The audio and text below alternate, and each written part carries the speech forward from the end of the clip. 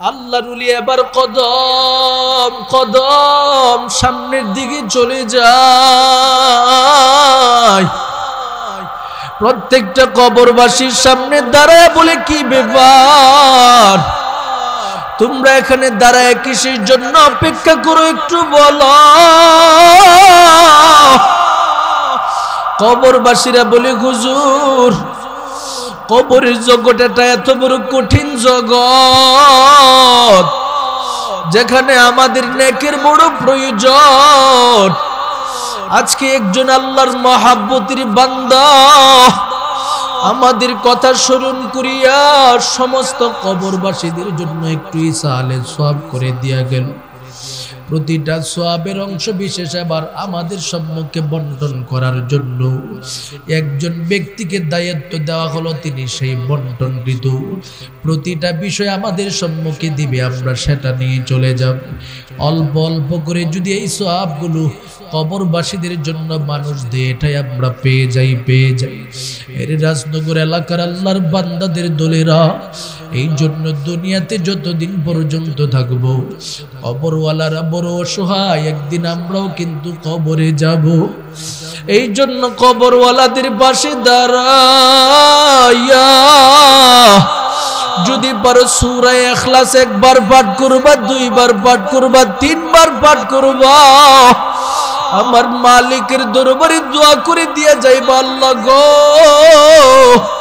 আমার প্রতিটা সওয়াব কবরবাসীদের জন্য পাঠায়া দেন। এইভাবে কোন সন্তান, কোন আল্লাহর বান্দা যদি কবরবাসীদের জন্য প্রতিটা দিন এইভাবে দিতে পারে, কবরবাসীরা বড় উপকৃত হয়। আল্লাহর ওলি এবার কদম কদম চলতে চলতে চলতে চলতে গিয়া দেখে বিশাল বড় একটা বিল্ডিং দেখা যায়। চতুর্দিকে বিল্ডিং এর গ্লাস ফিট করা। দূর থেকে তাকায় দেখে একজন বৃদ্ধা মহিলা বড় আরামে স্বাচ্ছন্দ্যে ঘুমের ঘরে আছে। তার ডানে বামে দুজন খাদেমা খেদমত করতেছে। মহিলাটার নিকটে এবার আল্লাহর ওলি চলে গেল, বলে, মা গো, সমস্ত মানুষ সিরিয়ালে দাঁড়ায়া দাঁড়ায়া নেকের জন্য অপেক্ষা করতেছে, আপনি কেন যান না? আপনি কেন এত আরামে স্বাচ্ছন্দ্যে ঘুমের ঘরে আছে? আল্লাহর বান্দিটা বলে, হুজুর, এই দিবসের মধ্যে আমার নেক আমলের কোনো প্রয়োজন নাই। হুজুর এবার আশ্চর্যান্বিত নজরে ডেকে ডেকে বলেন, মা গো, আমি তো জানি কবরে যদি কোনো মানুষ থাকে মানুষের নেকের বড় প্রয়োজন, অথচ আপনার কেন নেকের প্রয়োজন নাই? এবার আল্লাহর বান্দিটা ডেকে ডেকে বলেন, হুজুর, আমার মালিক দুনিয়াতে আমাকে একটা সন্তান দান করেছিল। ওই সন্তানটারে আমি সুন্দরভাবে নিরলস পদ্ধতিতে দ্বীনের শিক্ষায় শিক্ষিত করালাম। আমার সন্তান নামাজমুখী হয়, দ্বীনমুখী হয়, কোরআনমুখী হয়। আমার সন্তান নবীর সুন্নতমুখী হয়। হঠাৎ আমি মা যখন কবরের ডাক চলে আসে, আমার সন্তান দেরি করে নাই, পাগলের মতো বাড়িতে চলে আসে। আমি মারে আমার মহাব্বতের সন্তান দাফন করলো, নিজে জানাজার নামাজ পড়াইয়া দাফন কার্য শেষ করিয়া কবরের সামনে দাঁড়াইয়া আমার কলিজার টুকরা সন্তান আমার মালিকের দরবারে চোখের পানি ছেড়ে দিয়ে কাঁদি আর বলে, ওগো দয়ার আল্লাহ, আমার মা, আমি সন্তানরে বড় দয়া করছে রে মালিক, নিজে না খাইয়া আমি সন্তানরে খাওয়াইল, আমার মা নিজে না পরিধান করে আমি সন্তানরে পরিধান করাইল। ও মালিক, আমার মা আমার যত হক আছে সমস্ত হক আদায় করল। হুজুর, এইভাবে আমার সন্তান আমার কবরের পাশে দাঁড়াইয়া দাঁড়াইয়া চোখের পানি ছেড়ে দিয়ে আমার মালিকের দরবারে কান্দা। আমার মালিক এবার ফেরেশতাদেরকে বলে দে, রে ফেরেশতাদের দল, তাকায় দেখো না কোন বান্দার সন্তান এইভাবে মায়ের জন্য চোখের পানি জোড়ায় জোড়ায় কান্দে। আজকে আমি মালিকের পক্ষ থেকে ঘোষণা প্রদান করে দিলাম, আমার এই মহাব্বতের বান্দা যে মায়ের জন্য চোখের পানি ছেড়ে দিয়ে এইভাবে কান্নার পর কান্না করবে, ঠিক তেমনি ভাবে আমার মালিক আমার তেলাওয়াতকৃত আয়াতের মধ্যে বান্দাদের সম্মুখে মহাব্বতের সাথে ওসিয়ত করতেছে, রে গোলাম, ওয়াসাইনাল ইনসানা বিওয়ালিদাইহি হামালাতহু উম্মুহু ওয়াহনান আলা ওয়াহনিন। আল্লাহ বলে, ওরে আমার মহাব্বতের গোলামের দলেরা, দুনিয়াতে যতদিন পর্যন্ত থাকবা আমি আল্লাহ তোমাদের সম্মুখে ওসিয়ত করতেছি, অত্যন্ত গুরুত্বের সাথে বলতেছি, মানুষ তোমার মহাব্বতের বাবা মাকে তোমরা ভালোবাসবা, সম্মান করবা। কেন করবা? কারণ হামালাতহু উম্মুহু ওয়াহনান আলা ওয়াহনিন, তোমার মহাব্বতের মা তোমাকে পেটের মধ্যে সময় কি সময় পর্যন্ত তিনি ধারণ করেছেন, পেটের মধ্যে ধারণের করতে যায় যত কষ্ট আছে সমস্ত কষ্ট তিনি সহ্য করেছেন। আলা ওয়াহনিন ওয়া ফিসালুহু ফি আমাইন, 2টা বৎসর পর্যন্ত তুমি সন্তানকে তোমার মা মরম মহাব্বতের সাথে দুগ্ধ পান করাইছেন। ও মুমিন, আমি আল্লাহ তোমাদের সম্মুখে ওসিয়ত করতেছি, আনিশকুরুলি ওয়ালি ওয়ালিদাইক, আমি মালিকের যেমন কৃতজ্ঞতা তুমি প্রকাশ করবা, আমি মালিকের সাথে তোমার মহাব্বতের বাবা মার কৃতজ্ঞতা প্রকাশ করো। সুবহানাল্লাহ বলে আল্লাহ পাক ওসিয়ত করতেছে, শোনো, প্রাথমিকভাবে আমার কৃতজ্ঞতা তোমরা প্রকাশ করো, এরপরে তোমার বাবা মা তোমাকে যে এত সুন্দর করে লালন পালন করে বড় করছে, আমি আল্লাহ কিন্তু তোমার বাবা মাকে তোমার কাছে সবচেয়ে থেকে সম্মানের জায়গা দিছি। বাবা মার সম্মানটাকে তুমি গুরুত্ব দাও, বাবা মার খেদমত করো, বাবা মার শুকরিয়া আদায় করো। এই যে শুকরিয়া আদায়ের সুরতটা কি হতে পারে, এটা আল্লাহ পাক অপর আয়াতের মধ্যে বর্ণনা করেছেন। সুবহানাল্লাহ বলে, আল্লাহ অপর আয়াতের মধ্যে বলে, বান্দা, 1 নম্বরে আমার শুকর গুজার করার জন্য বললাম, 2 নম্বরে মহাব্বতের বাবা মার শুকর গুজার করার জন্য বললাম। কেমনে করবারে বান্দা? ওয়াকাদা রাব্বুকা আল্লা তা'বুদু ইল্লা ইয়্যা ওয়া বিল ওয়ালিদাইনি ইহসানা ইম্মা ইয়াবলুগান্না ইনদাকাল কিবরা আহাদুহুমা আও কিলাহুমা فلا تقل لهما اف ولا تنهرهما وقل لهما قولا كريما। আমার রবের পক্ষ থেকে রাজনগর এলাকার প্রতিটা মুমিন বান্দার সম্মুখে বলে দেই, বান্দা, আমি যে তোমার সামনে ওসিয়ত করেছি, 1 নম্বরে বাবা মার কৃতজ্ঞতা প্রকাশ করো, আমি আল্লাহর কৃতজ্ঞতা প্রকাশ করো। আমি আল্লাহর কৃতজ্ঞতা তোমরা কেমনে প্রকাশ করবা? প্রথমে কৃতজ্ঞতা প্রকাশের পদ্ধতি হলো লা তা'বুদু ইল্লা ইয়াহু, আমি মালিক ছাড়া এই জগতের মধ্যে কারো ইবাদত করার সুযোগ নাই। আমি মালিক যত নির্দেশ প্রদান করেছি প্রতিটা নির্দেশ তুমি সঠিকভাবে মানবা। আমি মালিকের সাথে পৃথিবীর জমিনের কাউরে শরীক করবা না। 2 নম্বরে আমি আল্লাহ তোমাদের সম্মুখে বলে দিলাম, মায়ের এবং বাবার কৃতজ্ঞতা প্রকাশ করবা। বাবা মার কৃতজ্ঞতা কেমনে প্রকাশ করবা? ওয়াবিল ওয়ালিদাইনি ইহসানা, মহাব্বতের বাবা মার সাথে 24টা ঘন্টা প্রতিটা মুহূর্তে মুহূর্তে সৎ আচরণ করবা। সুবহানাল্লাহ। আপনারা এখান থেকে একটু কষ্ট করে হাত উঠায় দেখাবেন, এখানে বাপ মা পাগল কোন কোন সন্তান আছো, আমার আল্লাহকে হাত দেখাও।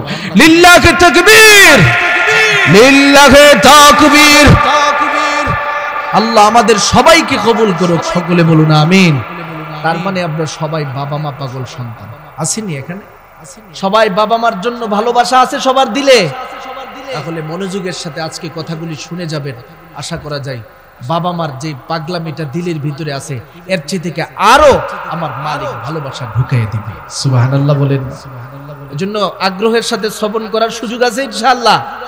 আস্তে আস্তে মাঠটা একটা জায়গার মধ্যে যাবে। যুবক ছেলেরা ঘুরতেছে, চিন্তা করতেছে যে হুজুর যখন ওই যে কান্নার একটা টান আছে, এই টানটা যাইবো, জামুকে একটু কান্দা। কথা কোন ঠিক নেই? কান্নাকাটির সিস্টেম আছে, শুরুতেই কান্দাইলে হইব, শেষে কান্দাইতে হইব না। কান্নার প্রস্তুতি নিচ্ছে হইব। অনেকে পাগল হয়ে রয়েছে যে হুজুরে কান্নার টান্না দেনা কি লিখে, একটু শুই না, একটু কান্দা দিই, ঠিক না ভাই? আরে আসো তোমরা, আসো, খেলা তো বড় হইব ইনশাআল্লাহ। প্রস্তুত সবাই? আল্লাহ কবুল করুক, সবাই বলো না আমিন। এবার আমরা চলি। আল্লাহ বলছেন আমার তেলাওয়াতকৃত আয়াতের মধ্যে, তোমরা শুকরগুজার করো আমার। রবের শুকরগুজার কেমনে করব? রবের ইবাদত শুধুমাত্র করব, তার ইবাদতের মাধ্যমে জীবন চালাবো। 2 নম্বরের শুকরগুজার করে তোমার মহাব্বতের বাপ মার। কেমনে করবা বাপ মার শুকরগুজার? আল্লাহ বলেন মুআমালায়ে হাসানা, যত সুন্দর আচরণ আছে এগুলো বাপ মার সম্মুখে উপস্থাপন করো। কিভাবে করবা, কখন করবা? আল্লাহ দ্বিতীয় অংশের মধ্যে বলতেছে, ইম্মা ইয়াবলুগান্না ইনদাকাল কিবরা আহাদুহুমা আও কিলাহুমা ফালা তাকুল লাহুমা উফ। আমার মালিকের পক্ষ থেকে ঘোষণা প্রদান করে দেই, বান্দা তোমার মহাব্বতের বাবা মা যখন বৃদ্ধ হয়ে যাবে, বাবা মা যখন বৃদ্ধা হয়ে যাবে, তখন বাবা মার সামনে তোমার ব্যবহার মুআমালাটা হবে ফালা তাকুল লাহুমা উফ। তাদের দিলের ভিতরে এমন কষ্টদায়ক কথা উপস্থাপন করে দিবা না যার ফলে তাদের চেহারাটা মলিন হয়ে যায়, তারা দিলে বড় কষ্ট পায়। এমন শব্দ বাবা মার সামনে তুমি চয়ন করার সুযোগ নাই। ও যুবক ভাই, তোমাদের সম্মুখে দিলটা খুলে আমি কয়েকটা কথা বলতে এসেছি, মনোযোগের সাথে শুনে নাও। তুমি তো শুধু মনে করো নামাজ নামক ইবাদত তোমার উপরে ফরজ করা হয়েছে, রোজা তোমার উপরে ফরজ করা হয়েছে, যাকাত তোমার উপরে ফরজ করা হয়েছে। না রে যুবক ভাই, আমার মালিকের পক্ষ থেকে তোমার মা বাবার খেদমত করাটাকেও রব তোমার উপরে ফরজ করে দিছি। বাপ মার খেদমত যদি না করতে পারো যুবক, বাপ মার খেদমত না করতে পারলে আমার নবী ঘোষণা দেই, বাবা মা যদি একটা মুহূর্তের জন্য তোমার উপরে অসন্তুষ্ট হয়ে যায়, তোমার জিন্দেগি বরবাদ হয়ে যাবে, আমার রব তোমার উপরে অসন্তুষ্ট হয়ে যাবে। قال رسول الله صلى الله عليه وسلم رضا الرب برضا الوالدين وسخط الرب بسخط الوالدين। আমার নবী বলেন, যদি তোমার মহাব্বতের বাবা মা তোমার উপরে সন্তুষ্ট হয়ে যায়, আমার মালিক তোমার উপরে সন্তুষ্ট হয়ে যাবে। আর যদি তোমার মহাব্বতের বাবা মা তোমার উপরে কষ্ট পেয়ে বসে থাকে রে যুবক, আমার নবী ঘোষণা দেই, মহাব্বতের বাবা মা কষ্ট নেওয়ার কারণে তোমার রব তোমার উপরে কষ্ট পেয়ে বসে থাকবি। জীবনে কত নামাজ আদায় করবা, জীবনে কত রোজা করবা, জীবনে কত হজ্জে বাইতুল্লাহ করবা, জীবনে কত জিকির করবা, জীবনে কত ইবাদত করবা, যদি সে ইবাদত নিয়ে আমার রবের দরবারে তুমি উপস্থিত হয়ে যাও, এদিকে যদি বাবা মার সাথে বেয়াদবির আলামত তোমার জীবনের মধ্যে থাকি, জীবনের যত ইবাদত আছে সব কিছু বরবাদ হয়ে যাবে। নাউজুবিল্লাহ বলে। তোমার বাবা মা তোমার উপরে অসন্তুষ্ট মানে রব তোমার উপরে অসন্তুষ্ট। তোমার প্রধানমন্ত্রী যদি তোমার উপরে অসন্তুষ্ট থাকে, প্রধানমন্ত্রীর পক্ষ থেকে তোমার জন্য কোনো সহযোগিতা আসবে না। তোমার দেশের নেতা যদি তোমার উপরে অসন্তুষ্ট থাকে, যদি জানে তুমি ওই ব্যক্তির কাছে সহযোগিতা আনার জন্য গেছো, কখনো তোমাকে সে গ্রহণ করবে না, সহযোগিতা করবে না। কেন করবে না রে যুবক? কারণ তুমি তাকে কষ্ট দিয়ে বসে আছো, তুমি তাকে অসন্তুষ্ট করে বসে আছো, তাই তোমার উপরে তিনি সন্তুষ্ট না, তুমি তার কাছ থেকে কিছু পাওয়ার আশা করা যেতে পারে না। ঠিক তেমনি ভাবে আমার নবী রহমতে আলম নবী ঘোষণা প্রদান করে দেই, আমার মালিক তো এমন মালিক, বান্দা যা চাই সব কিছু দেওয়ার জন্য প্রস্তুত থাকি, বান্দার নামাজকে কবুল করার জন্য প্রস্তুত থাকি, বান্দার জিকিরকে গ্রহণ করার জন্য প্রস্তুত থাকি। কিন্তু বান্দার মধ্যে যদি এমন খারাপই খাসলত চলে আসে যার কারণে তার বাবা মা তার উপরে অসন্তুষ্ট, আমার আল্লাহ বলে বান্দা তোমার জীবনের কোনো ইবাদত বাপ মা সন্তুষ্ট হওয়ার আগ পর্যন্ত আমি আল্লাহর কাছে কবুল হবে না। এরে যুবক, বাপ মা নামক মূল্য সম্পদ কেমন সম্পদ সেটা তোমরা বুঝতে পারো না, আমার নবীজি সেটা তোমাদের সম্মুখে বুঝাইয়া দিছি। একজন সাহাবী আমার নবীর দরবারে উপস্থিত হয়ে প্রশ্ন করতেছেন, যা রাজুলুন ইলান নবী সাল্লাল্লাহু আলাইহি ওয়াসাল্লাম, একজন ব্যক্তি আমার নবী রহমতে আলম নবীর নিকটে উপস্থিত হয়ে গেল। বলে, নবী গো, মান আহাক্কুন নাসি বিহুসনি সাহাবাতি, জমিনের মধ্যে মানুষদের মধ্য থেকে কোন ব্যক্তি আমার কাছে সবচেয়ে থেকে উত্তম খাসিয়ত পাওনা, উত্তম আখলাক পাওনা, সদাচরণ পাওনা? আমার নবী বলেন, উম্মুকা, তোমার মা। আবার সাহাবী বলেন, সুম্মা মান? আমার নবী বলেন, উম্মুকা, তোমার মা। আবার সাহাবী বলেন, সুম্মা মান? আমার নবী বলেন, উম্মুকা, তোমার মা। আবার সাহাবী বলেন, সুম্মা মান? আমার নবী বলেন, আবুকা, তোমার বাবা। ও রাজনগর এলাকার আল্লাহর মহাব্বতের গোলামের দল, আমার নবী রহমতে আলম নবী ঘোষণা প্রদান করে দেয়, ওরে উম্মতের দলেরা শোনো, দুনিয়াতে মানুষ মানুষ হিসেবে যদি তুমি কাউকে সম্মানই করতে যাও, ভালোই বাসতে যাও, আমি নবী তোমাদের ব্যাপারে ঘোষণা দিলাম, সবার আগে তুমি তোমার মাকে সম্মান করো, মাকে সম্মান করো, মাকে সম্মান করো। কেন করবা? কারণ তোমার মা তোমার জন্য 3 জায়গায় বড় কষ্ট করেছে। 1 নাম্বার, হামালাতহু উম্মুহু ওয়াহনান আলা ওয়াহনিন, তোমার মা তোমাকে পেটে ধারণ করেছে, ধারণ করার যত কষ্ট আছে সব কিছু গ্রহণ করেছে। 2 নাম্বার, তোমার মহাব্বতের মা তোমাকে ডেলিভারি করতে যায় কি পরিমাণে কষ্ট করেছে।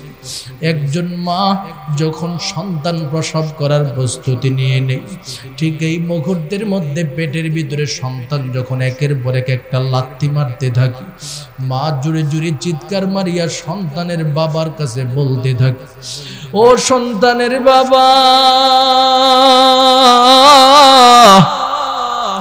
আমার মন বলে সন্তান যেইভাবে আমার পেটের উপরে আঘাত করতেছে, দুনিয়াতে আমি বাঁচব না। শেষ পর্যন্ত বাবার কাছ থেকে অনুমতি নিয়া ঘরের যত আত্মীয় স্বজন আছে সবার কাছে যাই, শাশুড়ির কাছে যাই, শ্বশুরের কাছে যাই, ভাইয়ের কাছে যাই, চাচার কাছে যাই, চাচির কাছে যাই, মামার কাছে যাই, মামির কাছে যাই, সবার হাতে হাত রাখিয়া বলি, বাবা গো, যেইভাবে সন্তান পেটের উপরে এইভাবে আঘাত করতেছে, আমার মন বলে আমি বেঁচে তোমাদের কাছে ফিরবো না। আমার সমস্ত অপরাধগুলো তোমরা সবাই আমার মাফ করে দিও।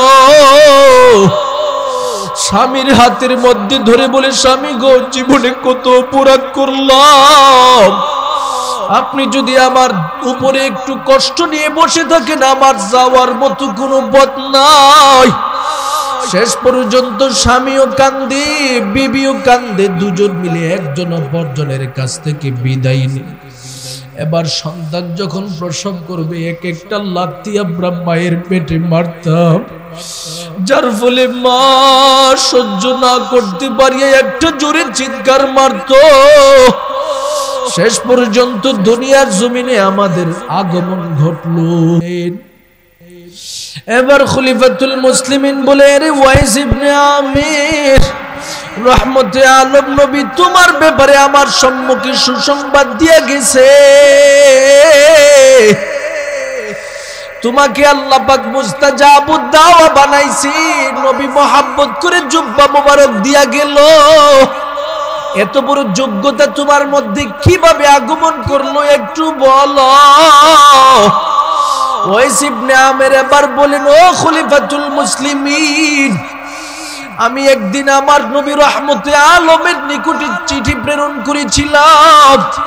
নবী গো, আপনার সাক্ষাৎ পাওয়ার জন্য আমার দিলের ভিতরে বড় আকাঙ্ক্ষা গো নবী, আপনি যদি অনুমতি দেন তাহলে আমি ওয়াইস ইবনে আমের আপনার কাছে আগমন করব, আপনার সাথে সাক্ষাৎ করব।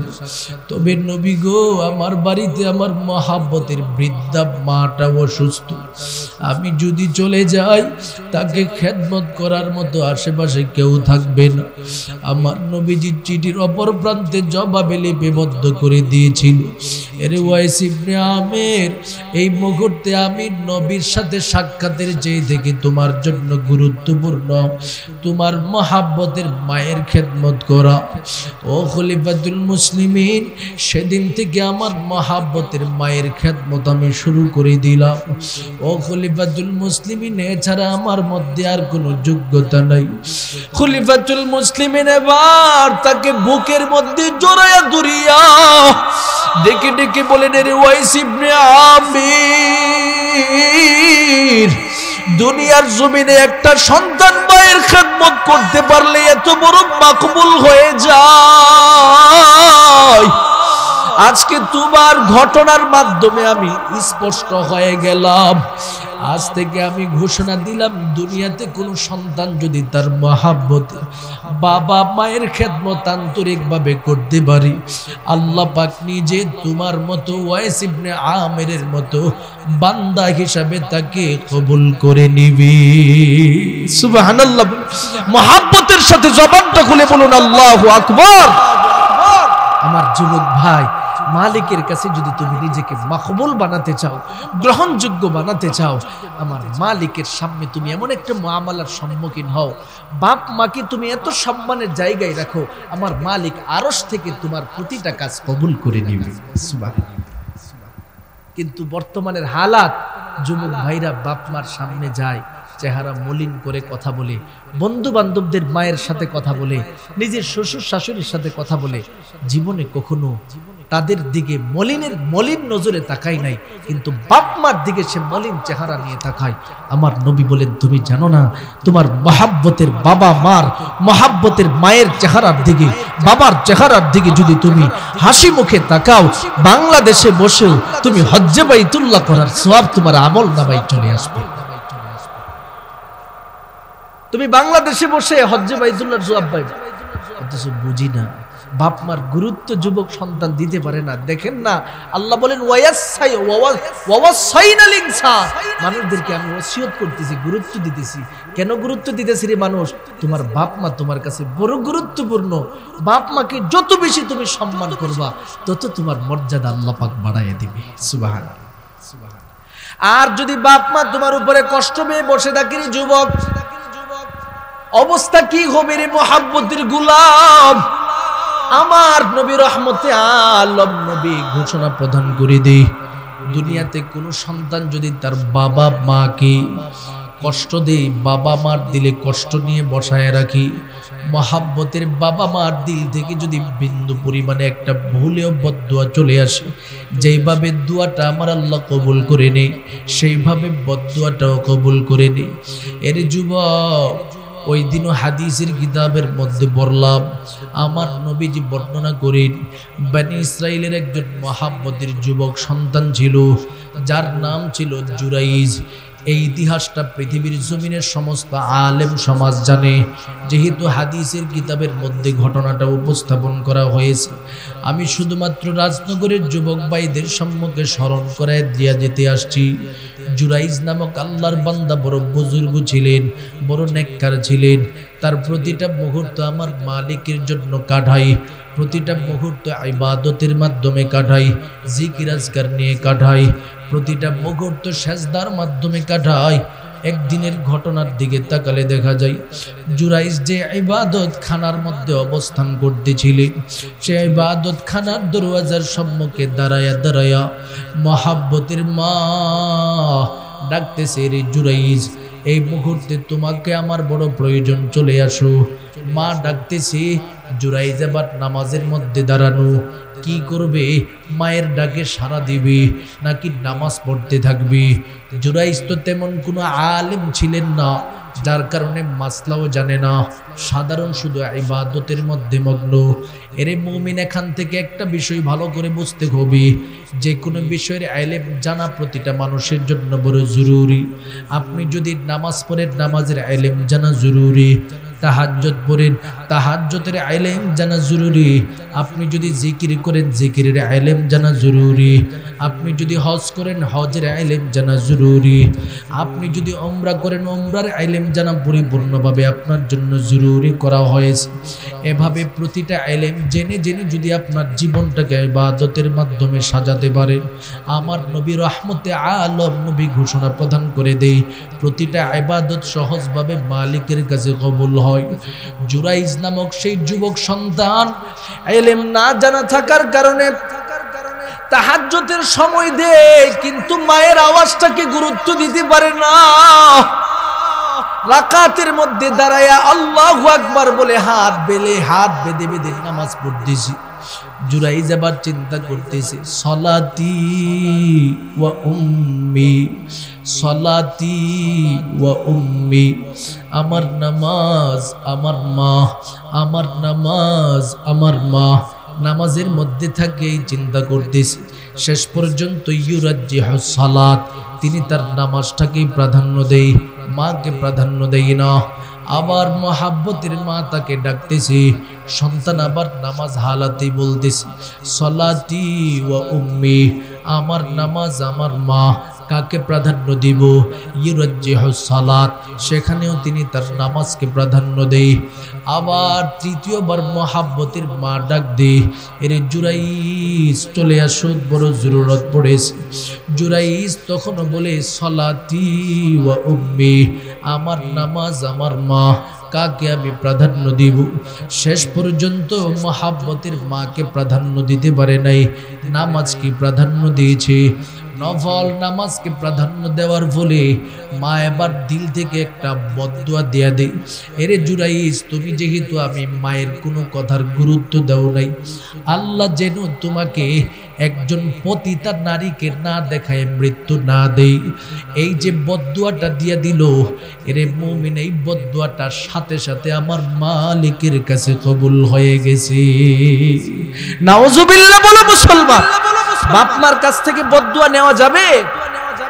নেওয়া যাবে না। দেখেন কি হালাতটা হয়। মা তো এখন বদদুয়া দিয়ে দিছে।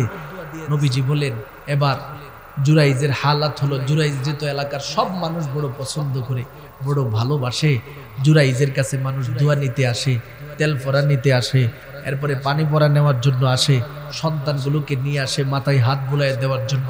একটা মানুষ যখন রবের কাছে কবুল হয়, তখনই তো তার কাছে মানুষ দোয়া নিতে যায়, কথা কোন ঠিক কিনা? তখনই তার কাছে দোয়া নিতে যায়। তখন জুরাইজ এভাবে তার সময় পার হচ্ছে। হঠাৎ করে একদিন ওই যুগের যে বাদশা আছে, বাদশার কাছে বিচার গেছে যে একটা নারী সন্তান জন্ম দিয়েছে, কিন্তু তার বাবার পরিচয় নাই। নাউজুবিল্লাহ বলবেন না। সন্তান জন্ম দিয়েছে কিন্তু বাবার পরিচয় নাই। নারীটাকে এবার বাদশার দরবারে আনা হলো, জিজ্ঞাসা করা হলো নারীকে, এই মেয়ে, তুমি জবাব দাও, তোমার সাথে যে সন্তানটা তুমি জন্ম দিয়েছো আমরা দেখতে পাচ্ছি, এই সন্তানটার বাবাকে? মহিলা বলে, এই সন্তানটার বাবা হলো জুরাইজ। নাউজুবিল্লাহ বলবেন না। অথচ জুরাইজ বিয়াই করছে, বিয়া ছাড়া সন্তান, আবার বাবার পরিচয় উপস্থাপন করে দিল। বাদশা তো বড় রাগান্বিত হলো। এত বড় বুজুর্গ ব্যক্তিকে মনে করি, বুজুর্গ মানার কারণে তার জন্য আমরা ইবাদত খানা বানায় দিছি, 3 বেলার খাবার তার জন্য আমরা রাষ্ট্রীয়ভাবে ব্যবস্থা করে দিয়েছি। এই বুজুর্গ ব্যক্তি এমন কাজ করবে, এটা মানতে পারি না। এবার বাদশা মহারাজ সৈনিকদেরকে ঘোষণা দিল, তাকে 2 হাত বেঁধে অত্যন্ত লাঞ্ছিত অবস্থায় নিয়ে আসো। এবার তার ইবাদত খানায় গেল, ইবাদত খানাটাকে ভেঙ্গে ফেলা হলো, তাকে সেখান থেকে বের করে দুইটা হাত বাঁধা হলো, বেঁধে এবার বাদশার সামনে আনবে। আর যেই নারীটা আছে পতিতা নারী, ওই নারীটার সামনে মুখে মুখে মুখ, চোখে চোখে চোখ রাখলো। এবার নারীটার দিকে জুরাইজ তাকালো, নারীটা জুরাইজের দিকে তাকায় মুস্কি মুস্কি হাসে, আর জুরাইজ চেহারাটাকে মলিন করে বসে আছে। এবার বাদশাহ মহারাজ বলে, জুরাইজ, ব্যাপারটাকে একটু জবাব দাও না। তোমার সামনে, আমাদের সামনে যে মহিলাটা আছে, এই মহিলাটা বাচ্চাটার পরিচয় দিচ্ছে, তুমি নাকি বাচ্চার বাবা। তুমি কি আসলেই বাচ্চার বাবা? তুমি কি আসলেই বাচ্চার বাবা? বলে, না, বাচ্চার বাবা তো আমি না। মিথ্যা বলতেছো? তাহলে নারী কি মিথ্যা বলতেছে? বলে, হ্যাঁ, নারী মিথ্যা বলতেছে। তাহলে এটাকে কিভাবে সত্যায়ন রূপে রূপান্তরিত করা যায়? বাদশার সামনে এবার জুরাইজ ঘোষণা দেয়, বাদশাহ মহারাজ, আমি আপনার সামনে এখনোই জিজ্ঞাসা করব, এই যে বাচ্চাটা মহিলার জন্ম দিয়েছে, এই বাচ্চার জবান থেকে যদি উত্তর দেই সে তার বাবা কে, তখন আপনি বিশ্বাস করবেন কিনা? বলে, অবশ্যই বিশ্বাস করব। জুরাইজে এবার বাচ্চাটার দিকে তাকালো, তাকায় বলে, এই ইয়া আব্দুল্লাহ, হে আল্লাহর গোলাম, তুমি তোমার বাবার পরিচয় দাও, তোমার বাবাকে। আল্লাহ পাক সাথে সাথে শিশু বাচ্চার জবান খুলে দেয়। সুবহানাল্লাহ।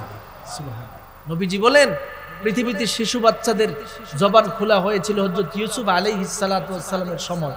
আর জুরাইজের পবিত্রতা বর্ণনা করার সময় আল্লাহ পাক তার জবানটাকে, বাচ্চার জবানকে খোলার ব্যবস্থা করা হয়েছিল। সুবহানাল্লাহ। এবার জুরাইজ বাচ্চাটার দিকে তাকায় বলে, তুমি একটু বলো তো দেখি তোমার মহাব্বতের বাবাকে। বলে, আমার বাবা হলো একজন রাখাল। কথাটি শোনার সাথে সাথে বাদশাহ মহারাজ এবার পতিতা নারীটির দিকে তাকায় বলে, ব্যাপারটা কি? তুমি না বলছো জুরাইজ তোমার সাথে জিনা করেছি, অন্যায় করেছে, যার কারণে সন্তান তোমার পেটে ধারণ করেছে। মহিলাটা এবার বলি, বাদশাহ মহারাজ, আমি চিনতে পারি নাই, বুঝতে পারি নাই, আমি মূলত কোথায় থেকে যেন কেমনে কেমনে আমার মুখ দিয়ে উচ্চারণ করে ফেলেছি জুরাইজের কথা, আমি বুঝতে পারি নাই। বাদশাহ মহারাজের দিকে তাকায়া এবার জুরাইজ মুস্কি মুস্কি হাসি, প্রতিটা নারীটির দিকে তাকায়াও তিনি মুস্কি মুস্কি হাসি। বাদশাহ এবার জুরাইজের দিকে তাকায় বলে, রে জুরাইজ, নিজেকে তো সত্যতার উপর ভিত্তি করে প্রমাণ করে ফেলেছো, তুমি যে সত্যবাদী ব্যক্তি এটাও প্রমাণ হয়ে গেল। এই মুহূর্তে তুমি একটু বলো না কেন মুস্কি মুস্কি হাসতেছো? কথাটা শোনার সাথে সাথে জুরাইজ এবার ডেকে ডেকে বলেন, বাদশাহ মহারাজ, আমি হাসতেছি কারণ হলো এই মুহূর্তে আপনাদের এই যে মুআমালাটা আমার সাথে হয়েছে, এই মুআমালাটা হওয়ার ব্যাপারে কিছুদিন আগে আমার মা আমার ব্যাপারে বদদুয়া দিয়েছিল। এবার চিন্তা করতেছি আমার মায়ের বদদুয়াটা আমার আল্লাহ কত দ্রুত কবুল করে নিছে। আমার মা বলেছিল আমাকে যেন আল্লাহ পাক পতিতা নারী না দেখায়, মৃত্যু না দেই, যার কারণে আমার মায়ের বদদুয়াটাকে আল্লাহ পাক কবুল করতে যায় ওই নারীটির জবান থেকে আমাকে একজন অসৎ, অযোগ্য, নালায়েক ব্যক্তি হিসাবে উপস্থাপন করা হয়েছে, আমাকে জিনাকারী হিসাবে উপস্থাপন করা হয়েছে, যেন আমার মালিক আমার মায়ের কথাটাকে কবুল করে নেয়। ও বাদশাহ মহারাজ, যার কারণে আমি মুস্কি মুস্কি হাসতেছি। ও রাজনগর চৌধুরী বাজার এলাকার যুবক ভাইদের দল, সবার নিকটে এই ঘটনাটা বলার মাধ্যমে যে মেসেজটা আমি আপনাদের সামনে দিতে চাই, দুনিয়াতে বাবা মা এত বড় মূল্য সম্পদ, যদি তুমি সঠিকভাবে খেদমত না করতে পারো, বাবা মার দিলে যদি তুমি কষ্ট দিয়া দাও, আমার মালিক একটা মুহূর্তের জন্য বরদাস্ত করবে না। বাবা মার অন্তর থেকে বদদুয়াটা আসবে, সাথে সাথে তুমি ধ্বংসের সম্মুখীন হয়ে যাবে। শুধু তার মধ্যেই তো সীমাবদ্ধ নয়, বাবা মাকে কষ্ট দেওয়ার পরে দুনিয়ার জমিনেই শুধু লাঞ্ছনা না, আখিরাতের জিন্দেগির মধ্যেও লাঞ্ছনা উপভোগ করতে হয়। জবান থেকে কালিমা নসিব হবে না, আখিরাতের জিন্দেগি তোমার কবর ভালো হবে না, হাসর ভালো হবে না, জান্নাত পাবে না। কারণ আল জান্নাতু তাহতা কুদামিল উম্মাহাত, মহাব্বতের মায়ের পদতলে তোমার জন্য জান্নাত। যদি তিনি তোমার উপরে সন্তুষ্ট থাকে, তোমার জন্য জান্নাত নির্ধারিত। এ কারণে আমার রবের পক্ষ থেকে ঘোষণা প্রদান করে দেই, এরে আমার মহাব্বতের গোলামের দলেরা, আমি আল্লাহর শুকরিয়া আদায়ের বুড়ি মহাব্বতের বাবা মার শুকরিয়া আদায় করবা। 1 নাম্বার পদ্ধতি শুকরিয়া আদায়, ফালা তাকুল্লাহুমা উফ, তাদের সামনে দুঃখ সুযোগ কোনো বক্তব্য উপস্থাপন করবা না। 2 নাম্বার ওয়ালা তানহারহুমা, তাদের অবাধ্য হবে না। 3 নম্বরে আল্লাহ ঘোষণা প্রদান করে দেই, ওয়াকুল্লাহুমা কাউলান কারীমা, মহাব্বতের বাবা মার সাথে সম্মানের আচরণ করবা, সর্বোচ্চ সম্মান নিয়ে কথা বলবা। 4 নম্বরে আল্লাহ বলে, বান্দা বাবা মার উপরে তুমি শুকরিয়া আদায় কেমনে আদায় করবা, ওয়াখফিজ লাহুমা জানাহাজ যুল্লি মিনার রাহমা وقل رب ارحمهما كما ربياني صغيرا, সবাই বলেন رب ارحمهما كما ربياني صغيرا। ও রাজনগর এলাকার আল্লাহর মহাব্বতের গোলামের দলেরা, আমার রবের পক্ষ থেকে আমাদেরকে শিখায় দেই, বান্দা বাপ মার শুকরিয়া আদায় তুমি কেমনে করবা। 3টা পদ্ধতি বলার পরে আবার 4 নাম্বার পদ্ধতি বলে, ওয়াখফিজ লাহুমা জানাহাজ যুল্লি মিনার রাহমা, বাবা মার সাথে তুমি দয়ার সাথে বিনয়ের ব্যবহারটা করো, অর্থাৎ বিনয়ী হয়ে যাও, দয়াশীলতার আচরণ করো। বাবা মার সাথে এমন আচরণ করিও না যার ফলে তোমাকে রাজার মতো মনে হয়, বাবা মাকে প্রজার মতো মনে হয়। বাবা মার সাথে এমন ব্যবহার করবা না যার ফলে তোমাকে নেতার মতো মনে হয়, আর বাবা মাকে তোমার একজন সাধারণ কর্মচারীর মতো মনে হয়।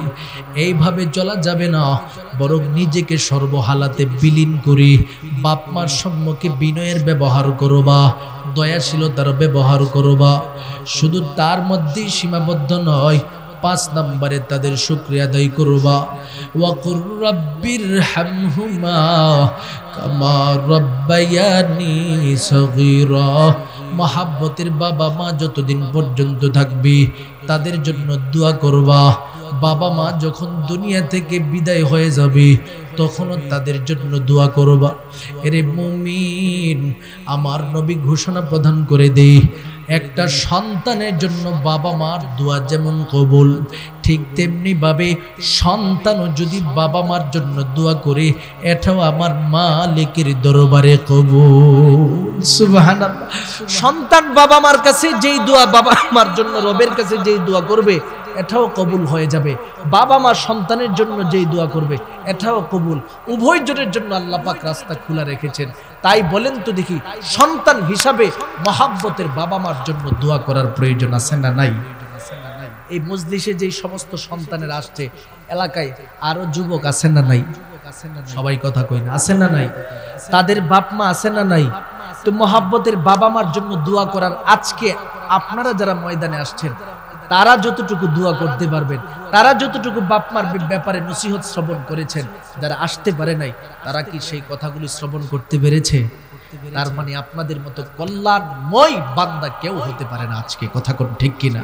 মহাব্বতের সাথে একটা তাকবীর দিন, লিল্লাহি তাকবীর।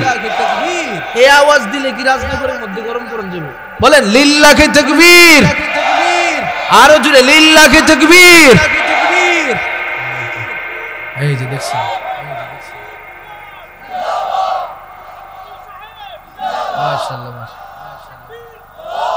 গরম লোক পাইছি একজন, আল্লাহ কবুল করুক, সবাই বলে না আমিন। আরে মিয়া, গরম না হইলে তুই তো না, গরম যদি না হন এখন আর হবে না। ওই যে ডানে বামে সামনে পিছনে গুতা শুরু হয়ে গেছে অলরেডি, দেখেন না? ভারত থেকে অলরেডি বাংলাদেশের উপরে আক্রমণ করার চিন্তাও তারা করতেছে। এজন্য মুসলমানিত্বের ঈমান যদি টিকিয়ে না রাখতে পারেন, শাহজালাল রাহমাতুল্লাহি আলাইহির মতো যদি এই তাকবীর না দিতে পারেন, এই বাংলার জমিনকে রক্ষা করা বড় কঠিন হয়ে যাবে। এইজন্য পরিষ্কার ভাষায় আমরা গোটা বিরোধী দল যারা ইসলাম বিদ্বেষী রয়েছে, বাংলাদেশ বিদ্বেষী রয়েছে, তাদের ব্যাপারে স্পষ্ট স্লোগান হলো, এদেশের মানুষ দেশ রাষ্ট্র ভূমি নিয়ে সর্বহালাতে ঐক্যমতের ভিত্তিতে চলে। যদি এই রাষ্ট্রের উপরে কারো শকুনের নজর পড়ে, এই শকুনের নজরের প্রতিটা চক্ষু উপড়ে ফেলে দেওয়ার জন্য রাজনগর তথা বাংলার জমিনের প্রতিটা মানুষ প্রস্তুত রয়েছে, কথা কোন ঠিক কিনা?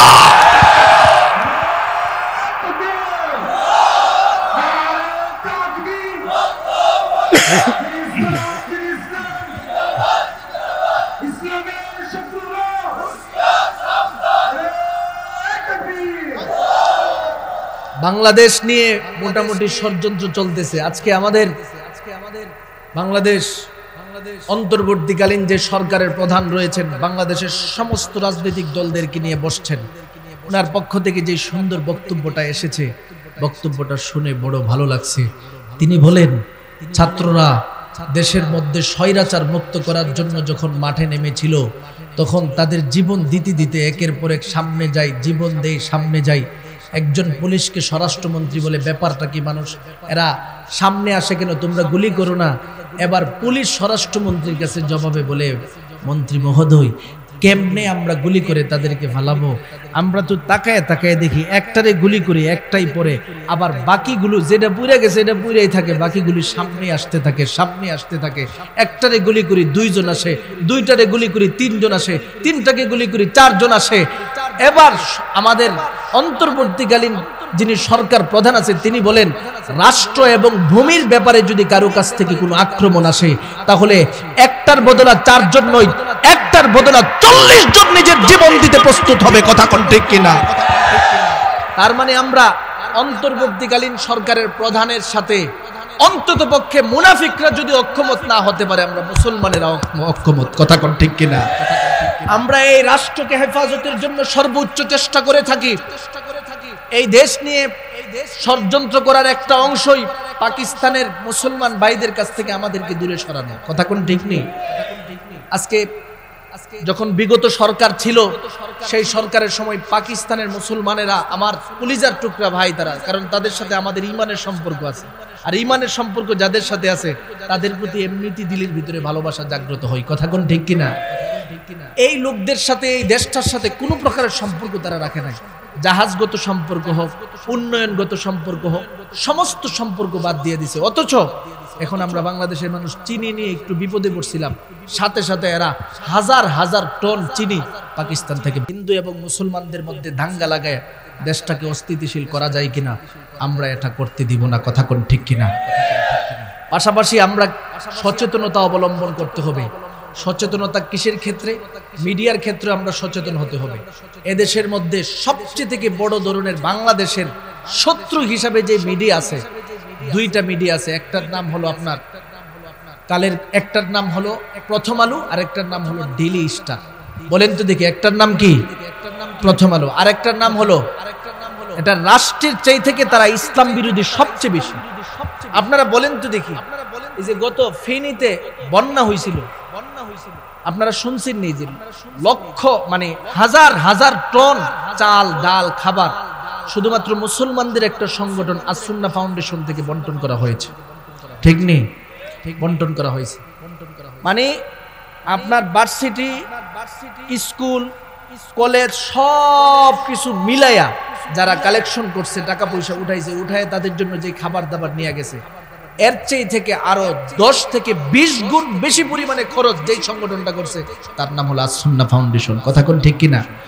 কিন্তু প্রথম আলোর প্রতিটা নিউজ সেই সময় আমরা দেখেছিলাম, প্রায় শুধু বন্যার্তদের জন্য যারা সহযোগিতা করেছে তাদের নাম তারা লিপিবদ্ধ করতে গিয়ে প্রায় 7 থেকে 8টা লেখা কলাম তারা উপস্থাপন করেছে জাতির সামনে। একটা কলামেও আস-সুন্নাহ ফাউন্ডেশনের নাম নাই। নাউজুবিল্লাহ বলবেন না? সেখান থেকে আমরা স্পষ্ট হয়ে গেলাম যে তারা তো আসলেই খারাপ। এই পত্রিকাটা মানুষদেরকে আসলে ইসলামের প্রতি মানুষ আকৃষ্ট হবে বলে, ইসলামকে মানুষ ভালোবাসবে বলে তারা এই পত্রিকার হাজার হাজার জনতা যে পত্রিকাটা দেখে, এই পত্রিকার মধ্যে মুসলমানদের নাম আনে নাই, আস-সুন্নাহ ফাউন্ডেশনের নাম আনে নাই। শুধু সেটা নয়, স্বৈরাচার সরকার থাকা অবস্থায় তারা আলেম, আমাদের মতো যারা পাগড়িওয়ালা মানুষ, টুপিওয়ালা মানুষ, তাদেরকে দেখে দেখে সন্ত্রাস, জঙ্গিবাদের নাটক সাজাইতো। কথা কোন ঠিক কিনা? আর এই নাটক সাজানোর পিছনে সবচেয়ে থেকে বেশি পরিমাণের ইন্ধন দিয়েছে যে পত্রিকাটা, তার নাম হলো প্রথম আলো। কথা কোন ঠিক নেই? এটার একটা রিপোর্ট ইদানিং কালের কণ্ঠ পত্রিকায় একটা রিপোর্ট আসছে। আপনারা যারা রেগুলার সংবাদ দেখেন বা সংবাদ পড়েন বা ভিডিও পর্যন্ত দেখেন, কালের কণ্ঠ পত্রিকার যে ভিডিওটা তারা ভিডিও আকারে উপস্থাপন করেছে, সেখানের মধ্যে প্রথম আলোর যত প্রকারের আপনার ইসলাম নিয়ে বিদ্বেষ আছে সবকিছু উপস্থাপন করেছে। এর মধ্যে প্রধান হলো, তাদের দাবি হলো যদি আপনার এলাকার মধ্যে দেখতে পান যে আপনার ছেলেটা ভালো, নামাজি, বাপ মার কথা শুনে, মাদক থেকে দূরে থাকে, সবসময় নীরবতার ভিত্তিতে চলার চেষ্টা করে, স্কুল কলেজের মধ্যে মেধাবী ছাত্র এবং ইয়াবা খায় না, মাদক সেবন করে না, সিগারেট খায় না, তাহলে আপনারা বুঝবেন সে জঙ্গি হয়ে গেছে। নাউজুবিল্লাহ বলবেন না? আচ্ছা আপনারা বলেন তো দেখি, একটা ছেলে যদি মাদক সেবন না করে সে কখনো খারাপ হতে পারে? সবাই বলে না। একটা ছেলে যদি বাপ মার সাথে ভালো আচরণ করে, সম্মানের আচরণ করে, ভালোবাসার আচরণ করে,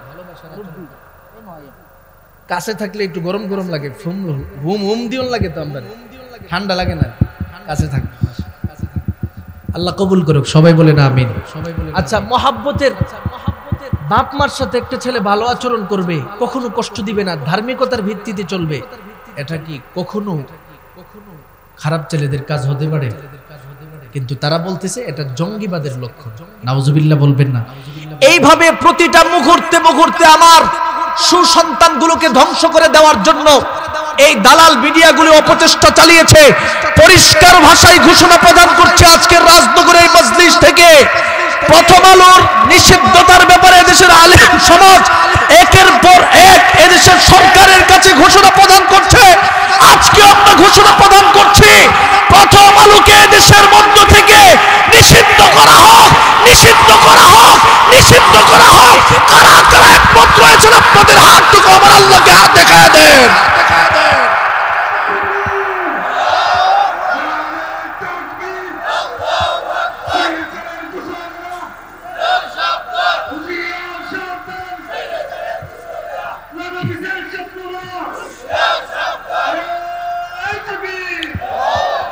আল্লাহ সবাইরে কবুল করুক। প্রতিবাদ চলতেছে, দেখেন আমরা কিন্তু জালেমদের বিরুদ্ধে সবসময় প্রতিবাদ করছি। কিছু কিছু লোক মাহফিলে আসলে আমরা যখন জোরে জোরে বক্তব্য দিতাম আমাদেরকে বলতো যে হুজুর চিৎকার মারলে লাভ কি হইবে, সরকার যেভাবে বইছে এই সরকারের নামানোর সুযোগ নাই, বলতো না। আমার আল্লাহ পারছিনি, দুপুরের খানাটাও খেতে পারে নাই, কথা কোন ঠিক নেই, খানাটাও খাওয়ার সুযোগ পাইছে। আমার রব আমরার মতন তো ধৈর্যহীন না, রব ধৈর্যের সাথে করে, যখন করার তখন করে, কথা কোন ঠিক কিনা? আমাদের কাজ যে কোনো বিষয়ের ব্যাপারে প্রতিবাদ চালিয়ে যাওয়া, কথা কোন ঠিক কিনা? প্রতিবাদ চালিয়ে যেতে হবে। হঠাৎ করে দেখবেন আমাদের কথা কাজে মিলাইয়া পরে চিন্তা করে দেখবি ঠিক হইতে আছে। আলেম সমাজরাই তো প্রথম আলোর ব্যাপারে এটাকে নিষিদ্ধ করার ঘোষণা প্রদান করা হয়েছিল, আমরা তো এটা মানি নাই। এরা আস্তে আস্তে ধীরে ধীরে এরা যে আসলে দেশের শত্রু, রাষ্ট্রের শত্রু, বিশেষ করে বাংলাদেশের শত্রু, এটা আস্তে আস্তে তারা অনুধাবন করতে পারবে, কথা কোন ঠিক কিনা? আমাদের কাজ প্রতিবাদ চালিয়ে যাওয়া, কথা কোন ঠিক নেই? এ কারণে আমি যে বিষয়টা কথা বলতেছিলাম, দেখছেন কথা, আপনাদের গরম গরম কথা বলতে বলতে আপনার হঠাৎ করে এই আলোচনার ভিতরে ঢুকে গেছি। মূলত আমারে কিন্তু নরম আলোচনা আজকে দিচ্ছে, কিন্তু মানুষটা তো গরম, ফাঁকে ফাঁকে গরম কথা বলা লাগে না, এই জন্য চলে গেছে আরেক দিকে। মূলত আলোচনা ছিল বাপমার উপরে, আলোচনা চলে গেছি গরম আলোচনার দিকে। এরপরেও শরীরটা একটু গরম হয়েছিনি, মাঠটা গরম হয়েছিনি, বাকি কান্নার জন্য প্রস্তুত হইতে হইব। মহাব্বতের সাথে ডানে বামে তাকাবেন না, রবের জন্য আমরা একটু কান্নার জন্য প্রস্তুত হব।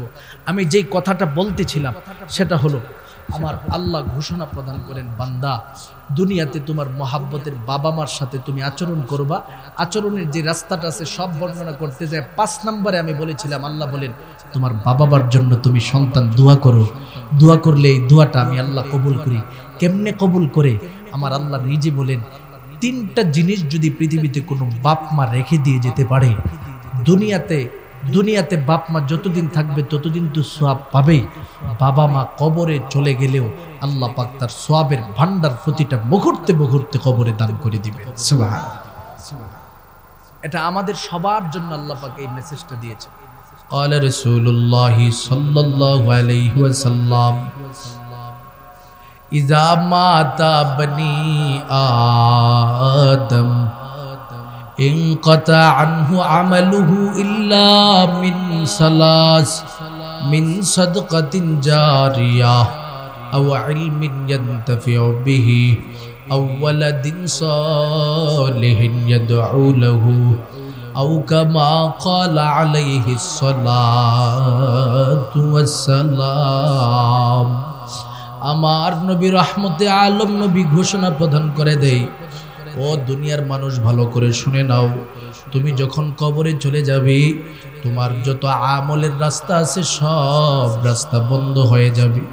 তবে এর উম্মতের দলেরা তিনটা রাস্তা এমন রয়েছে যা কখনোই বন্ধ হবে না। এক নাম্বার হলো মিন সাদাকাতিন জারিয়া, সাদাকায়ে জারিয়ার রাস্তাটা তোমাদের জন্য খোলা হবে। অর্থাৎ তুমি একটা ঈদগার মাঠ দিয়ে গেছো, একটা মসজিদ বানায় দিয়ে গেছো, এলাকার মধ্যে জনকল্যাণমূলক কাজ করে দিয়ে গেছো, মানুষের উপকার করে দিয়ে গেলা। প্রতিটা মুহূর্তে যতদিন পর্যন্ত তুমি থাকবা তোমার আমল নামার মধ্যে তার প্রতিটা সওয়াবের অংশ বিশেষ যাবে। মাদ্রাসা বানায় দিয়ে গেছো, মাদ্রাসার মধ্যে যত সন্তান শিক্ষায় শিক্ষিত হবে, কোরআন শিখবে, দিন শিখবে, প্রতিটার সওয়াব তোমার কবরের মধ্যে পৌঁছে দেওয়া হবে। দুই নম্বরে আমার নবী রহমতে আলম নবী ঘোষণা প্রদান করে দেই, আও ইলমিন ইয়ানতাফিউ বিহি, যদি মহাব্বতের কোনো একটা ছাত্র কোনো উস্তাদ দুনিয়াতে রেখে দিয়ে যেতে পারে, কোরআন শেখায় গেল, হাদিস শিখায় গেল, উস্তাদ দুনিয়া থেকে বিদায় হয়ে যায়, ছাত্র এখনো দুনিয়াতে আছে, মাদ্রাসায় পড়াইতেছি, হাদিস পড়াইতেছি, তাফসির পড়াইতেছি, কায়দা পড়াইতেছি, যে কোনো কিছু পড়াক না কেন, উস্তাদ কবরে যতদিন পর্যন্ত থাকবে ছাত্রের প্রতিটা সওয়াবের অংশ উস্তাদের কবরের মধ্যে যেতে থাকবে। সুবহানাল্লাহ। এবার 3 নাম্বার হলো আমাদের মৌলিক বিষয়। আমার নবী বলেন, আওয়ালাদিন সালিহিন ইয়াদউ লাহু, রহমতে আলম নবী ঘোষণা প্রদান করে দেয়, দুনিয়াতে কোন বাবা যদি একটা নেককার সন্তান দুনিয়াতে রেখে দিয়ে যায়, একটা মা যদি নেককার কোন একটা সন্তান মানব জাতির সম্মুখে রেখে দিয়ে যেতে পারে, ওই নেককার সন্তান দুনিয়াতে যতদিন পর্যন্ত থাকবে রে মুমিন, ততদিন পর্যন্ত বাবা মার কবরে সওয়াবের ভান্ডার যেতে থাকবে। ও রাজনগর চৌধুরী পাড়া এলাকার আল্লাহর মহাব্বতের গোলামের দলেরা, একটু চিন্তা করে দেখেন কেমন সন্তান দুনিয়ার জমিনের মধ্যে রেখে গেছে। আজকে এই মজলিসের মধ্যে কত সন্তান বসা রয়েছে, নেককার হওয়ার কারণে এই মজলিসটার মধ্যে বসে বসে বাবা মার জন্য কিছু ইসালে সওয়াব করে যাবে, কিছু দোয়া করে যাবে। এমন একটা সন্তান দুনিয়াতে রেখে দিয়ে যাবে, যেই সন্তানটা 5 ওয়াক্ত নামাজি হবে, সন্তানটা নামাজি হবে, রোজাদার হবে, জিকিরওয়ালা হবে, চৌধুরী বাজারের সম্মেলন হলে সেখানে উপস্থিত হবে, রাজনগরের যে কোনো জায়গায় সম্মেলন হবে সেখানে উপস্থিত হয়ে অন্ততপক্ষে আলেমদের সাথে হাতটাকে মিলায়া বাপ মার জন্য দিলটা খুলে একটু দোয়া করে যাবে। এরে মুমিন, এমন নেককার সন্তানের প্রতিটা দোয়া বাপ মা কবরে থাকিয়া পাইতে থাকে। এরে মুমিন, আল্লাহর বান্দাদের দলেরা, একজন মহাব্বতের মা, মহাব্বতের বাবা দুনিয়াতে যদি একটা সন্তান নেককার রেখে দিয়ে যায়, কিভাবে দোয়াটা তার কবরে যায়। প্রতিটা মুহূর্তে সব সময় আমি একটা ঘটনা বলে উদাহরণ দিয়ে থাকি। শাইখুল হাদিস জাকারিয়া রাহমাতুল্লাহি আলাইহি ঘোষণা প্রদান করে দেই, একজন আল্লাহর একটা বুজুর্গ বান্দা ছিলেন, কওমি মাদ্রাসার ছাত্র। তিনি সব সময় তার একটা আদত ছিল, অভ্যাস ছিল, কোথাও কোনো কবরস্থান পাইলে কবরের পাশে দাঁড়ায়া দাঁড়ায়া সমস্ত কবরবাসীদের জন্য ইসালে সওয়াব করত, দোয়া করত, সমস্ত কবরবাসীদের জন্য মাগফিরাত কামনা করত।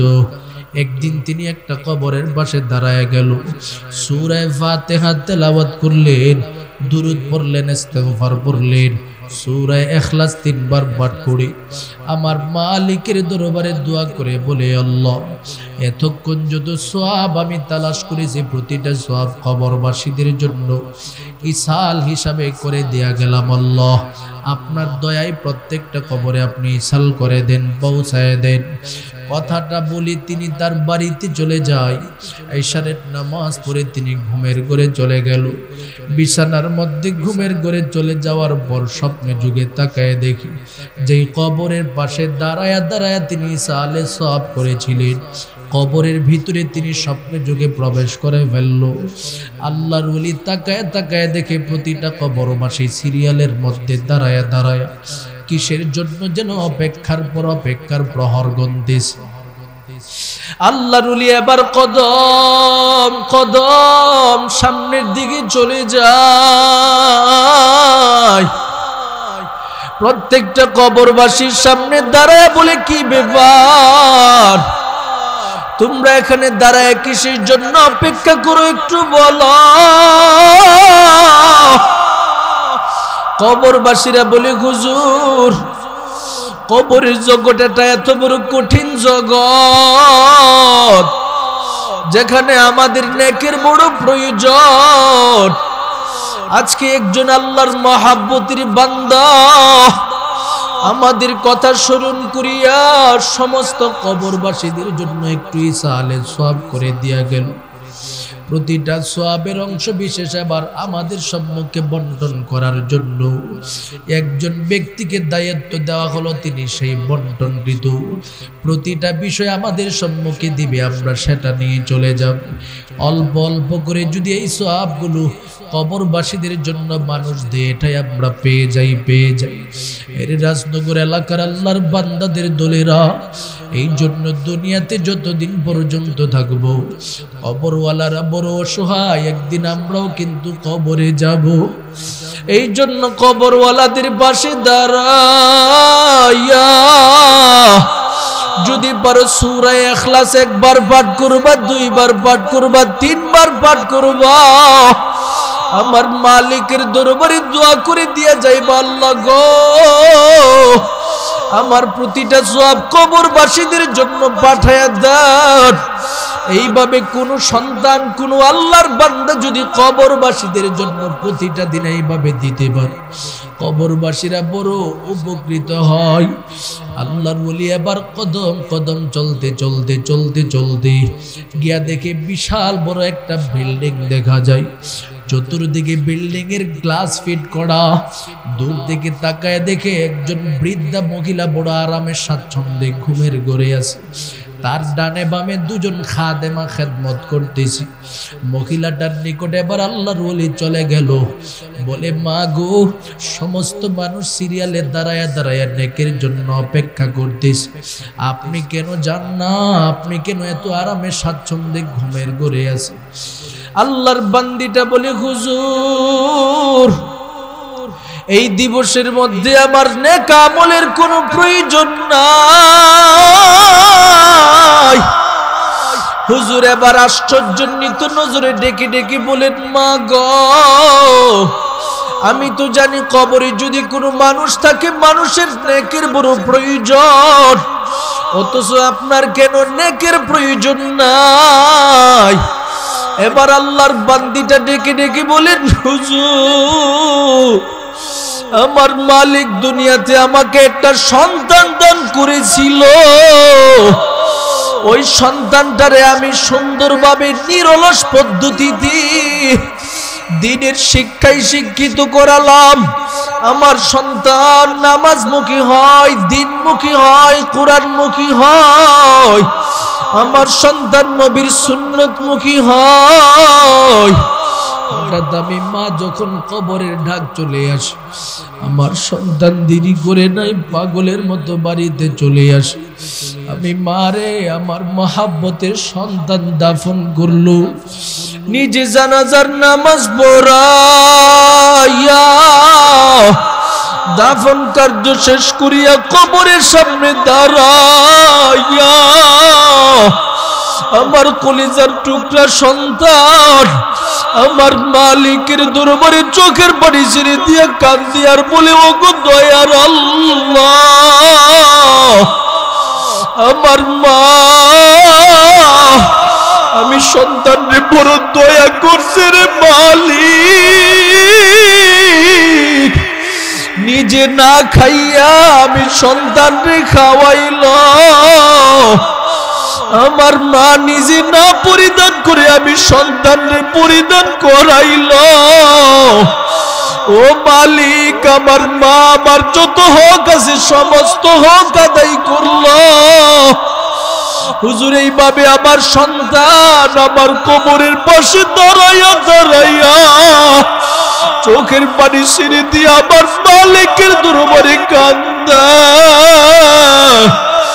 আমার মালিক এবার ফেরেশতাদেরকে বলে দে, রে ফেরেশতাদের দল, তাকায় দেখো না কোন বান্দার সন্তান এইভাবে মায়ের জন্য চোখের পানি জোড়ায় জোড়ায় কান্দে। আজকে আমি মালিকের পক্ষ থেকে ঘোষণা প্রদান করে দিলাম, আমার এই মহাব্বতের বান্দা যে মায়ের জন্য চোখের পানি ছেড়ে দিয়ে এইভাবে কান্নার পর কান্না করবে, আমি আল্লাহ কখনো ওই মায়ের কবরে আযাব দিতে পারি না। আমি মালিক ঘোষণা দিলাম, এখন থেকে ওই মায়ের কবরটাকে জান্নাতের বাগানে রূপান্তরিত করে দাও। হুজুর গো, তখন থেকে আমার মালিক আমাকে এই সুন্দর জায়গার ব্যবস্থা করে দিল। আজকেও আমার সন্তান যখন ফজরের নামাজ পড়তে যায়, আজকেও আমার সন্তান যখন জোহরের নামাজ পড়তে যায়, আমার সন্তান যখন আসরে যায়, মাগরিবে যায়, ঈশায় যায়, আমার সন্তান চৌধুরী বাজার মাহফিলের ময়দানে যখন যায়, আমার সন্তান এখনো আমি মারে ভুলতে পারে না। আমি মায়ের জন্য চোখের পানি ছেড়ে দিয়ে আমার মালিকের দরবারে কান্দে। ও হুজুর, যার কারণে আমার আল্লাহ আমাকে এইভাবে সওয়াবের ভান্ডারের ভিতরে রাখলো। হুজুর গো, এই কারণে এই দিবসের মধ্যে আমি সিরিয়ালের মধ্যে দাঁড়ায়া দাঁড়ায়া নেক আমল নেওয়ার কোনো প্রয়োজন হয় না। ওরে রাজনগর এলাকার আল্লাহর মহব্বতের গোলামের দল, কত সন্তানের বাবা মা দুনিয়াতে নাই, তাকায় দেখো এই মজলিসে কত সন্তান বাপ হারা হয়ে চোখের পানি ছেড়ে দিয়া কান্দে, কত সন্তান মা হারা হয়ে চোখের পানি ছেড়ে দিয়া কান্দে। ও আল্লাহর মহব্বতের বান্দা, আমার মালিকের পক্ষ থেকে তোমাদের সম্মুখে ঘোষণা দেয়, এরে বান্দা, দুনিয়াতে যতদিন পর্যন্ত থাকবা আমি আল্লাহর পক্ষ থেকে তোমাদের সম্মুখে ওসিয়ত করে দেই, ওয়া ওয়াসাইনাল ইনসানা বিওয়ালিদাইহি, তোমার বাপ মার ব্যাপারে আমি আল্লাহ পাক ওসিয়ত করতেছি, তাদের শুকরিয়া আদায় করো। তারা লালন পালন করে বড় করছে, আমি আল্লাহর যেমন শুকরগুজার করবা, তাদেরও শুকরগুজার করবা। কেমনে করবা রে গোলাম? আমি রবের পক্ষ থেকে ঘোষণা দিলাম, এক নাম্বার, ওয়ালা ফালা তানহারহুমা ফালা তাকুল লাহুমা, তাদের সাথে দুঃখ সুযোগ কোনো শব্দ উপস্থাপন করবা না। দুই নাম্বার, ওয়ালা তানহারহুমা, তাদের অবাধ্য হবে না। তিন নাম্বার, ওয়াকুল লাহুমা কাওলান কারীমা, তাদেরকে পরিপূর্ণভাবে সম্মান দিবা, সম্মানের সাথে কথা বলবা। চার নাম্বার, ওয়াখফিজ লাহুমা জানাহাজ যুল্লি মিনার রাহমা, তাদের জন্য সর্বহালাতে দয়াশীলতার ভিত্তিতে বিনয়ী হইবা, কখনো তাদের উপরে মাথা উঁচু করে তাকাবে না। চার নাম্বারে আমি আল্লাহ ঘোষণা দিয়ে দিলাম, ওয়াকুর রব্বিরহামহুমা কামা রব্বায়ানি সগীরা, মহাব্বতের বাবা মার জন্য এইভাবে দোয়া করবা। যত দোয়া করবা প্রতিটা দোয়া আমি রবের কাছে কবুল হবে। বাবা মা যদি দুনিয়াতে থাকে তখনও দোয়া করবা, বাবা মা যদি কবরে যায় তখনও দোয়া করবা। যদি এইভাবে তোমার জীবনটাকে বান্দা তুমি সুসজ্জিত করতে পারো, আমি আল্লাহ ঘোষণা প্রদান করে দিলাম, সকল প্রকারের সমস্যা থেকে তুমি তোমাকে রক্ষা করিয়া আমি আল্লাহর সন্তুষ্টি তার ভিতরে ঢুকাইয়া জান্নাতি মুমিনের কাফেলার ভিতরে তোমাকে ঢুকাইয়া দিব। সুবহানাল্লাহ বলো মুসলমান, আল্লাহু আকবার বলো মুসলমান। আল্লাহ আমাদের সকলকে আমার সূরা লোকমানের 14 নম্বর আয়াতকে সামনে রেখে রবের পক্ষ থেকে যে ওসিয়তনামা আমাদের জন্য উপস্থাপন করেছেন সেটার উপরে যতটুকু কথা শ্রবণ করার তৌফিক দান করেছে, আমল করার তৌফিক দান করেন। সকলে বলুন আমিন। যুবক ভাই, তোমাদের সবার কাছে আমি একটা অনুরোধ করে যাই, যতই সমস্যা হয় ঘরের বিষয় ঘরে সলভ করার চেষ্টা করবা। বাপ মা যদি তোমার উপরে অন্যায় করে পারলে পায়ে ধরে মাপ চাইবা। বাপ মা তোমার কাছে সরি বলবে, দুঃখ প্রকাশ করবে, এটা যেন না হয়। যদি এটার ভিত্তিতে তুমি চলতে চাও তাহলে আমি তোমাকে বলবো একটা ফুটা দুধের দাম বাপ মারে দাও, তারপর তোমার সামনে তারা বিনয়ী হবে। তুমি দিতেও পারবা না, বিনয়ী হওয়ার সুযোগ নাই। মায়ের পেটে যেভাবে তোমাকে ধারণ করেছে, তুমি একবার তোমার পেটে মাকে অথবা বাবাকে ধারণ করে দেখায় দাও, পারবা না। সুতরাং তাদের শুকরিয়া আদায় তুমি আদায় করতেই হবে। এ কারণে আল্লাহ বলেন আমি মালিকেরও শুকর গুজার হও, পাশাপাশি তোমার বাপ মারও শুকর গুজার হও। বান্দারে সাবধান, যদি তুমি শুকর গুজার না হতে পারো আমি আল্লাহর কাছে কিন্তু তুমি প্রত্যাবর্তন করতে হবে।